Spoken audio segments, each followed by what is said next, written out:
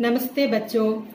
पिछली वीडियो में मैंने स्पेशल ऑथर कबीर दास के जो दूसरे अध्याय के दो प्रमुख मुद्दे पर प्रकाश डाली है। आज मैं इसके जो तीसरे मुद्दे जो हैं सामाजिक परिस्थिति पर विचार करने जा रही हूँ। तो सामाजिक परिस्थिति, अब सुन लीजिए। सामाजिक परिस्थिति तो मानव समूह से ही समाज बनता है, ये तो हम जानते हैं। जो समाज की उन्नति मानव की उन्नति पर, मानव समूह की उन्नति पर निर्भर है। तो उस समय जो कबीर के समय जो है राजनीतिक परिस्थिति इतना उलझ गया कि जनता की उन्नति का नाम ही नहीं है। तो आप तो देख चुके हैं, पहले मैंने राजनीतिक परिस्थिति के बारे में आपसे बात करते समय जनता के लिए कुछ करने के लिए जो शासक वर्ग तैयार नहीं थे। तो उस समय भारतवर्ष की जो शासन व्यवस्था बहुत अराजक शासन व्यवस्था थी और आक्रमण पर आक्रमण होते रहते थे और एक वर्ष में, इसी कारण एक वर्ष में दो शासक बदल जाया करते थे। इस प्रकार राजनीतिक स्थिति बहुत विकृत होती जा रही थी। इसका प्रभाव किस पर पड़ेगा? जनता पर पड़ना स्वाभाविक है। और जनजीवन, जनता का जो जीवन है उत्पीड़न, शोषण एवं व्यथाओं से भरा हुआ है। जनता का जीवन शोषण, उत्पीड़न और व्यथाओं से भरा पड़ा है। तो मध्य युग में हिंदू धर्म और इस्लाम धर्म प्रबल थे और मुस्लिम आक्रमणों के प्रभाव से बौद्ध धर्म और जैन धर्म का सफाया हो चुका था। तो इस्लाम धर्म के प्रभाव से बौद्ध धर्म और जैन धर्म का नामो निशान तक मिट गए। लेकिन उस समय भी हिंदू धर्म यहाँ पर थे। हिंदू धर्म पर भी इस्लाम धर्म का प्रभाव पड़ा था, लेकिन जितना प्रभाव बौद्ध धर्म और जैन धर्म में पड़ा उतना नहीं था। और बौद्ध धर्म और जैन धर्म को इस्लाम धर्म ने नष्ट भ्रष्ट कर दिया। हिंदू और मुस्लिम समाजों में हिंदू धर्म और मुस्लिम धर्म, इस्लाम धर्म उस समय प्रबल था, इसलिए उस धर्म में विश्वास करने वालों के बीच नैतिक मूल्य नहीं था, नैतिक व्यवस्था गायब थी। तो वो जिस प्रकार सोचते थे उसी प्रकार रह रहे थे और सभी के जीवन पे सिर्फ विलासिता थी। और जो प्रजा है बहुत अधिक कष्ट सहकर धन कमाता रहता था और कर देता था राजा को। तो जनता से वसूल किए गए जो कर, जो धन है, उसे राजाओं ने कैसा उसका उपयोग किया, किस प्रकार उसका उपयोग राजाओं ने किया? राजाओं ने उन धन को बेगमों, रानियों, पटरानियों के अंतपुर की व्यवस्था में खर्च किए, अंतपुर की व्यवस्था करने के लिए खर्च किए। लेकिन प्रजा की सुख सुविधा के लिए राजाओं ने कुछ ध्यान भी नहीं दिया। सिर्फ अपनी रानियों की ऐशो आराम के लिए, उनके अंतपुर की सुविधा बढ़ाने के लिए साधारण जनता ने अपने श्रम से जो धन कमा के रखा है उसका जो कर राजा को दिया है, उस कर से प्राप्त धन को राजाओं ने इस प्रकार उपयोग किया है। तो पटरानी का मतलब क्या है आप तो जानते हैं क्या? ये बेगम, रानी, ये तो आप जानते होंगे। लेकिन पटरानी का मतलब ये है तो राजा के साथ सिंहासन पर बैठने के लिए जिसको अधिकार है वो ही पटरानी है। तो राजाओं को सिर्फ एक रानी नहीं होते, राजाओं के महल में बहुत सारी बेगम होते हैं, बहुत सारी जो रानियां होती हैं। तो राजाओं के महल में आप तो पद्मावत फिल्म में भी आप देखे होंगे, एक रानी नहीं होते, महलों में बहुत सारी रानियां होती हैं।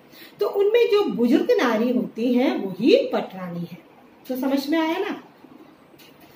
तो उसके जो अंतपुर की व्यवस्था के लिए सारे के सारे धन खर्च किए जाते थे। तो उस समय जो इस्लाम धर्म बहुत प्रबल थे, इस्लामों के भी दो संप्रदाय थे, सुन्नी और शिया। ये शिया लोग जो हैं सुन्नियों को नीचा दिखाने की कोशिश करते थे, अपने को बड़ा दिखाने की कोशिश भी करते रहते थे। इतना ही नहीं, इस्लाम धर्म में बहुत सारे वर्ग भी थे। वो वर्ग ये है शेख, सैयद, मुगल, पठान आदि भिन्न भिन्न वर्गों में ये बांटे थे। ये किसी भी कार्य के लिए एकत्रित नहीं होते। इन हर एक वर्ग के लिए अपनी एक सोच, तरीके, रीति रिवाज सब कुछ होते थे। यही शासक वर्गों के जो महल, जो हमारे शहंशाह होते हैं, जो राजा होते हैं, उनके महल, उस समय जो इस्लाम शासक थे इसलिए उनके जो महल हैं बेगमों से भरा पड़े थे। तो बहुत सारे बेगम होते थे, उनकी पत्नियां होती थी महल में, बेगम होती थी उस महल में। और इस कारण में राजा हमेशा उन रानियों की, उन बेगमों की मोहपाश में बांधकर महलों में ही रहते थे। और महल बिल्कुल जुआ और शराब के अड्डे बन चुके थे। महल बिल्कुल जुआ और शराब के अड्डे बन चुके थे। और राजा को इतना फुर्सत नहीं था कि जनता क्या चाहते हैं, जनता के फरियादें सुनने का समय तक राजाओं को यानी कि शासकों को नहीं थे, बादशाहों को नहीं थे। जो मुसलमान शासक है इसलिए वो राजा को हम बादशाह कहते हैं, उनकी पत्नियों को हम बेगम कहते हैं। हिंदू राजा है तो हम राजा ही कहते हैं, उनकी पत्नी को हम पत्नी ही कहते हैं, है ना, रानी कहते हैं, है ना। तो वही उसमें जो अंदर है। तो हिंदू समाज, मैंने पहले ही कहा, तो इस्लाम धर्म के जो संप्रदाय के बारे में अब कहा है, शिया, सुन्नी, फिर उसके कुछ वर्ग भी होते हैं, शेख, सैयद, मुगल, पठान आदि। फिर जो है, जो हिंदू समाज प्रमुख 4 वर्गों में विभाजित है, ब्राह्मण, क्षत्रिय और वैश्य और शूद्र। इनमें ब्राह्मणों को समाज में प्रतिष्ठा मिलती थी और ये लोग धर्म के नाम पर नीच जात वालों का शोषण खूब करते थे। धर्म के नाम पर वो छोटी जातियों पर शोषण करते थे। और ब्राह्मणों से मिलती जुलती अवस्था थी क्षत्रियों की। क्षत्रिय भी समय मिलने पर नीच जात वालों का शोषण खूब करते थे और इन लोगों के जीवन विलासिता में डूबे थे। और क्षत्रिय हो या ब्राह्मण हो, उनका जीवन विलासिता में डूबे रहते थे। सिर्फ जो नीच जात वाले का जीवन ही बहुत कष्टदायक है। शूद्रों का खूब शोषण ब्राह्मण और क्षत्रिय मिलकर करते थे, क्योंकि इनको कोई जीविका नहीं थे, वो जीविका विहीन थे। आगे का जीवन जीने के लिए उनके पास और कोई चारा नहीं है। इनका शोषण का शिकार होकर ही उन्हें जीना पड़ता था। और ये भी नहीं, उस समय की सबसे प्रबल समस्या भोजन की समस्या, भूख की समस्या थी। तो क्षत्रियों का जीवन विलासपूर्ण जीवन था और क्या है, ब्राह्मणों का जीवन भी विलासपूर्ण जीवन था। सिर्फ शूद्रों का जीवन ही अधिक दयनीय था। और मध्य वर्ग, इसमें जो एक मिडिल क्लास लोग हैं, उसमें मुख्य रूप से व्यवसाय आते हैं। वो कौन है? वैश्य, जो वाणिज्य करते हैं। तो उनका जीवन बहुत सरल है और संयम है। उन्हें बहुत अधिक धन है, फिर भी वो उसे छिपा के रखते हैं, बाहर खुलाते नहीं, किसी से भी बताते नहीं मुझे इतने सारे धन दौलत है। तो वो यही सोचते हैं कि इस प्रकार अपने धन को छिपा के रखना ही अच्छा है। तो इस प्रकार शूद्र की अवस्था हमने देखी, ब्राह्मणों की और क्षत्रियों की, वैश्यों की। इनसे अलग एक समूह है, जो है किसान और मजदूर। इनके जीवन भी बहुत दयनीय है। उनके आर्थिक दशा बहुत खराब थी। ये लोग भूखे रहने के लिए बाध्य थे। अतिवृष्टि, अनावृष्टि, शासकों की अक्षमता और निरंतर युद्ध के कारण अधिक उत्पीड़न इस वर्ग को ही भुगतना पड़ता है। तो बार बार युद्ध आने से, राजा उन्हें अनदेखा करने से, उनकी सुविधा के लिए कुछ न करने से, वृष्टि होने से, बहुत बारिश होने से उनकी किसानों की जो खेत सब उजड़ जाते हैं, तब उनका जीना बर्बाद हो जाते हैं। तो इन सारी की सारी समस्याओं से किसानों और मजदूरों को अधिक से जूझना पड़ता है। तो हम ये भी जानते हैं उस समय जो हिंदू धर्म जो है अनेक जातियों और उपजातियों में विभक्त था। ये तो मूर्ति पूजा, व्रत, उपवास, तीर्थाटन आदि में अपना पूरा समय व्यतीत करते थे। वास्तव में ये नहीं जानते कि किस रीति से जाने से ईश्वर का साक्षात्कार हो जाएगा, कैसे ईश्वर का साक्षात्कार मिल जाएगा। अनजाने में ये जानने के बिना बगैर ही ये इस प्रकार के बाह्याडंबर करते रहते हैं। इसलिए ये लोग क्या करते हैं, उन्हें ये ज्ञान नहीं है ईश्वर की प्राप्ति कैसे हो जाते हैं। तो इसलिए वो ईश्वर के नाम पर प्रपंचों, आडंबरों, ठकोसलों में उलझ कर रह जाते हैं। प्रपंच का मतलब है छल, कपट, ढोंग, ये सब, इसमें वो उलझते रहते हैं। उस समय जो है बहुत सारे लोग पढ़े लिखे नहीं हैं। इन अशिक्षित लोगों का शोषण करना आसान हो जाते हैं, धर्म के नाम पर भी। इसलिए तंत्र, मंत्र, जादू टोना, भूत प्रेत का बोलबाला था। ये साधारण लोग तो इसमें विश्वास कर लेते हैं। भूत प्रेत भगाने के लिए वो किसी साधु सन्यासी के पास जाते हैं, वो उनसे बहुत भारी भरकम पैसा आजमाते हैं। आज भी हम उसके जो दृष्टांत देखते हैं, है ना। और उसी प्रकार जो तंत्र और मंत्र, बहुत सारे जो आभिचार क्रिया, ये सब हम देखते आए हैं, वो उस समय भी जारी थे। फिर जादू टोना, मंत्रवाद, मलयालम में कहें तो मंत्रवाद, तो वो भी मांत्रिक वलय, वो भी उस जमाने में भी है, आज भी बहुत सारे जगहों पे हम देख रहे हैं, उसके समाचार हम सुन रहे हैं। तो साधारण जनता, जो अशिक्षित जनता, इनके बहकाव में आ जाते हैं इन पंडितों के। तो इसलिए इन साधारण जनता की दृष्टि में पौराणिक ग्रंथ का कोई अर्थ नहीं है, क्योंकि पुराण और वेद पुराण ये सब उस समय कौन पढ़ते थे, सिर्फ ब्राह्मण लोग ही पढ़ते थे, वो ही इसका अर्थ जानते थे। साधारण जनता को वो जानने का अधिकार भी नहीं था, वो अशिक्षित भी थे। तो इस प्रकार जो आडंबरों में, अंधविश्वासों में उलझे लोगों को देखकर कुछ समाज सुधारक और कुछ महापुरुष इस पुराण ग्रंथों में कही गई बात की व्याख्या वर्तमान समय से जोड़कर देने का प्रयास करते थे।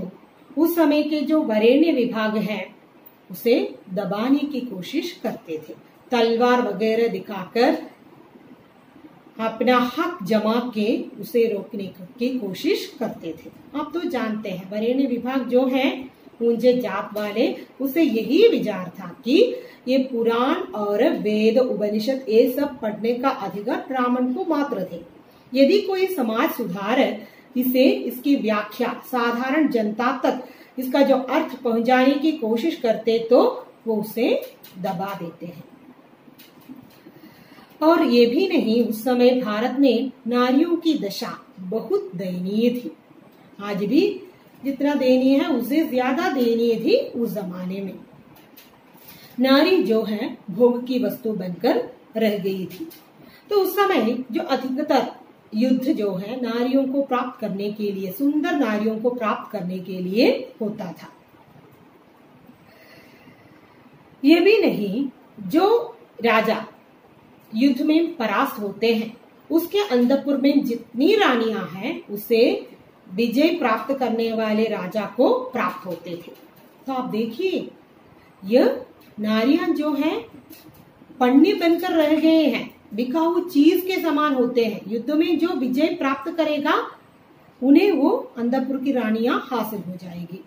तो उस समय के राजा लोग हैं जो हैं इस प्रकार जो नारियों को प्राप्त करना सौभाग्य की बात मानते हैं, सौभाग्य के बात मानते हैं।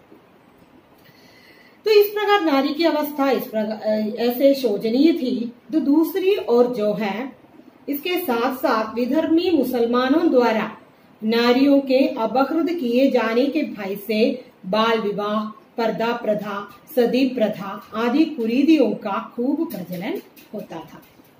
यानी कि जो इस्लाम धर्म से जो मुसलमान पदभ्रष्ट होते हैं वो जो करते हैं कि नारियों का अपहरण करते हैं। तो इसी भय से वहां पर क्या होते हैं, बाल विवाह, फिर पर्दा प्रथा और सती प्रथा आदि कुरीतियों का बोलबाला होने लगा इन मुसलमानों से अपनी बेटियों को बचाने के लिए। तो कितनी दूषित परिस्थिति थी उस समय, अब सोच लीजिए। तो इससे हमें इसका पता मिलता है कि समाज को, शासन को नियंत्रित रखने की एक शक्ति वहां पर नहीं था। शासन हो, समाज हो, एक नियंत्रण शक्ति की अनिवार्यता है। उस समय वो नियंत्रण शक्ति नहीं था, इसके कारण नैतिक मूल्यों का ह्रास होता है, मोरालिटी का पतन होता है। सभी पारिवारिक मर्यादाएं जो है टूट चुकी थी और उसका भंग हो चुका था। और इससे समाज में हो या परिवार में हो, सुख शांति की कल्पना करना निरर्थक है। तो समाज में एक नियंत्रक शक्ति नहीं है तो परिवार में भी मर्यादा नहीं होगी और सुख और शांति का वातावरण समाज में नहीं के बराबर ही होंगे। इस युग की इन सामाजिक विद्रोहताओं, कुरूपताओं, असंगतियों, विसंगतियों और सड़ी गली रूढ़ियों को देखकर उसको चुनौती लेने के लिए, उसमें सुधार लाने के लिए कुछ समाज सुधार यानी कि संघ आगे आ गए। तो इस प्रकार जो समाज में बहुत सारी कुरीतियां होने लगे, बहुत सारी विडंबनाएं समाज को झेलनी पड़ी और विद्रूपताएं होने लगे, उसे देखकर अनदेखा करके रहना उस समय के कुछ संतों के बस की बात नहीं थी। वो इनके खिलाफ, इनको चुनौती लेने के लिए समाज में बदलाव लाने की कोशिश करते रहे। ऐसे कुछ संतों में प्रमुख हैं कबीर, रैदास, दादू, पाल्टू, मलूक जैसे जो क्रांतिकारी संत कवि।